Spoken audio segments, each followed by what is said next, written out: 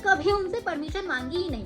मैं बस वीडियो बनाने लगी, लोग देखने लगे, उनको वीडियो दूसरों के थ्रू दिखाई।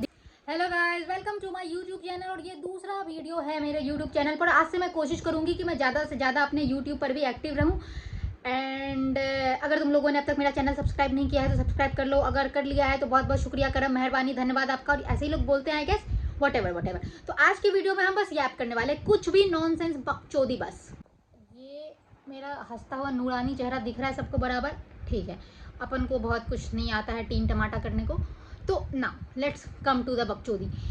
तो मैंने एआई डाला था इंस्टाग्राम पर। उधर मेरे को किसी ने सवाल किया कि तुम जो ये वीडियो वगैरह बना रहे हो, जो भी तुम्हारी जर्नी है, इसमें तुम्हारे घर वालों ने तुमको कैसे सपोर्ट किया, रिलेटिव ने कैसे सपोर्ट किया, और वो सपोर्ट कर रहे हैं या नहीं। अगर नहीं कर रहे हैं तो तुम उससे डील कैसे कर रहे हो। तो मैं तुम लोगों को भी ये गीता का ज्ञान देना चाहती हूँ कि मैंने कभी उनसे परमिशन मांगी ही नहीं। मैं बस वीडियो बनाने लगी, लोग देखने लगे, उनको वीडियो दूसरों के थ्रू दिखी। तो उन्होंने मेरे से कभी ऐसे पूछा भी नहीं कि तुम वीडियो क्यों बना रहे हो, किस लिए बना रहे हो, मत बनाओ, तुमको इतना लोग ट्रोल करते हैं, गाली देते हैं। नेवर। क्योंकि उनको पता था कि हम बोल के भी क्या ही कर लेंगे, ज़्यादा से ज़्यादा बनाना तो इसको फिर भी है। तो उनके पास बस एक ही आखिरी ऑप्शन था, मुझे सपोर्ट करना और मेरे पे प्राउड करना। क्योंकि दूसरा ऑप्शन मैंने उनके पास छोड़ा ही नहीं था। और मैं यही ज्ञान तुम लोगों को भी देना चाहती हूँ दोस्तों, कि अगर तुमको जीवन में कुछ करना है तो बस कर डालो, बिना किसी सेकेंड थॉट के कि घर वाले क्या सोचेंगे, रिश्तेदार क्या सोचेंगे, परिवार क्या सोचेगा, दोस्त क्या सोचेंगे, अलाना फलाना ढिमकाना। ज़्यादा से ज़्यादा क्या होगा, तुम फेल हो जाओगे। उससे ज़्यादा क्या होगा, चार लोग चार गालियां दे देंगे। और तो दोस्तों, मन में कोई मलाल नहीं रखने का, जो बकचोदी करने का मन है कर डालो। बस कुछ इलीगल नहीं होना चाहिए कि तुम सीधा जेल वेल में जाके ठुस जाओ। ऐसी कोई काम नहीं करनी, ऐसा कोई आपत्तिजनक काम नहीं करना है। उसके अलावा जो करना है कर डालो भाई। कल को मलाल रखोगे 60 की उम्र में कि काश मैं अपने 26 साल में ऐसा कुछ कर लेता। वो काश नहीं रखना था मुझे जीवन में। एंड भगवान की दया से घर वाले भी ठीक ठाक ही मिल गए थे, मतलब हाथ लग गए थे। तो मतलब उनको भी ऐसा कोई ऑब्जेक्शन हुआ नहीं मेरे कुछ करने से। यार मुझे कैमरा पकड़ना नहीं आ रहा है, छी छी छी, बहुत लानत की बात है ये। खैर, मैं इस काम में बहुत नया इंसान हूँ। इंसान धीरे धीरे सीख ही जाता है। अगर तुम लोगों को कोई आसान तरीका पता हो तो प्लीज़ मुझे कमेंट करके बता देना दोस्तों। इतना तो तुम मेरे लिए कर ही सकते हो, तुम्हें विद्या कसम है। मेरे एएमए में दूसरा सबसे ज़्यादा पूछा जाने वाला सवाल है कि तुम इतने पॉलिटिकली अवेयर कैसे रहती हो। मुझे तुम लोगों से जानना है जो मुझसे ये सवाल करते हैं कि तुम लोग इतने पॉलिटिकली अनअवेयर कैसे रह लेते हो। मतलब बिल्कुल भी मन में नहीं होता कि एक बार जान ले कि गोभी जी क्या कर रहे हैं। बिल्कुल भी तुम लोगों को ऐसे मिचमिची नहीं होती कि एक बार देख ले राहुल गांधी ने कौन सी रील पोस्ट की है।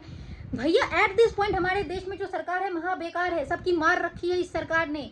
मतलब सॉरी फॉर माई लैंग्वेज, लेकिन मैं तो बस अपने लैंग्वेज के लिए सॉरी हूँ। सरकार को तो पता नहीं किस किस बात के लिए सॉरी हो जाना चाहिए था अब तक, लेकिन सरकार तो दूसरों से सॉरी लेने में बिजी है। तो मोरल ऑफ द स्टोरी है कि सरकार इतनी बेकार है, हर तरफ बदहाली है, बेरोजगारी है। इस पॉइंट पर भी अगर तुम पॉलिटिकली अवेयर नहीं हो तो लानत है तुम पर कसम से। मेरे एमए का दूसरा सबसे मोस्ट आस्क्ड क्वेश्चन कि तुम फेमिनिस्ट कैसे बने, तुम्हारी फेमिनिज्म की जर्नी कहाँ से शुरू हुई। तो मुझे तुम लोगों को बोलना है कि तुम फेमिनिस्ट कैसे नहीं बने। नहीं, अगर तुम फेमिनिस्ट नहीं हो तो जोक्स आर ऑन यू, क्योंकि हम सबको फेमिनिस्ट होना चाहिए। फेमिनिस्ट का मतलब ये नहीं कि कोई अगर औरत है तो वही फेमिनिस्ट होगी। Feminism is all about equality, equal right को प्रीच करना, इक्वल अपॉर्चुनिटीज़ को प्रीच करना, और डिस्क्रिमिनेशन में बिल्कुल भी भरोसा नहीं रखना। तो अगर तुम फेमिनिस्ट नहीं हो तो jokes are on you. Literally आपको फेमिनिस्ट होना चाहिए, आप नहीं है ये दुख की बात है। मैं हूँ ये कोई दुख की बात नहीं है, और ये कोई फ्लॉन्ट करने वाली बात भी नहीं है कि अगर कोई फेमिनिस्ट है। ये हमारे देश का दुर्भाग्य है कि अगर कोई फेमिनिस्ट है तो उसको ऐसे फ्लॉन्ट करना पड़ रहा है कि मैं तो फेमिनिस्ट हूँ, जबकि ये बहुत ही बेसिक चीज़ है और सबको होना चाहिए देश में फेमिनिस्ट, लिटरली। आज के मेरे एमए का तीसरा मोस्ट आस्क्ड क्वेश्चन ये था कि अपने मेंटल हेल्थ का तुम कैसे ख्याल रखती हो इतने सारे ट्रोलिंग और हेट के बाद। तो मैं अपने मेंटल हेल्थ का ख्याल ऐसे रखती हूँ, दूसरों की मेंटल हेल्थ खराब करके। Yes, this is my toxic trait, और मैं इस पर बिल्कुल भी प्राउड नहीं हूँ गाइस। लेकिन बात यही है कि जब भी कोई मेरा मेंटल हेल्थ खराब करता है, पहले तो मैं बहुत अवॉइडेंट, घटिया, नीच किस्म के इंसान हूँ, तो मुझे फ़र्क ही नहीं पड़ता है। लेकिन जब मुझे थोड़ा थोड़ा फ़र्क पड़ना शुरू होता है और मुझे लगता है कि ये इंसान तो बहुत ही ज़्यादा, मुझसे भी ज़्यादा नीच है, इसने तो मेरी कुछ ज़्यादा ही मेंटल हेल्थ खराब कर दी है, तो फिर मैं पूरा मेक श्योर करती हूँ कि मैं 3-4 दिन तक उसका ऐसा मेंटल हेल्थ खराब करूँ कि वो 3-4 दिन तक मेरे बारे में सोच करके दुखी हो, कलपता रहे। तो yes, this is the only thing I do, कि दूसरों का मेंटल हेल्थ ज़्यादा खराब कर दो। This is my toxic trait also, और मैं इस पर बिल्कुल भी प्राउड नहीं हूँ, but yes, it is what it is.